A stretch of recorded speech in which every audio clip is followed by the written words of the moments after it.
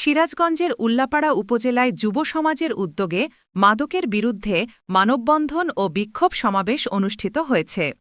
সিরাজগঞ্জ থেকে আল আমিনের তথ্যচিত্রে বিস্তারিত। মাদককে না বলি, মাদকমুক্ত সমাজ গড়ি প্রতিপাদ্যকে সামনে রেখে সোমবার বিকেল ৩টায় উপজেলার পূর্ণিমাগাথী ইউনিয়নের গয়হাট্টা বাজার শহীদ মিনার চত্বরে এই মানববন্ধনের আয়োজন করা হয়। অনুষ্ঠানে সভাপতিত্ব করেন পূর্ণিমাগাথী ইউনিয়ন জামায়াতের সভাপতি ডা মোহাম্মদ এমদাদুল হক শাহরুল।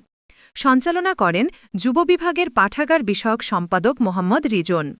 বিক্ষোভ সমাবেশে প্রধান অতিথি হিসাবে বক্তব্য রাখেন যুব বিভাগের সিনিয়র সহ-সভাপতি মোহাম্মদ মানসুর রহমান সিদ্দিকী।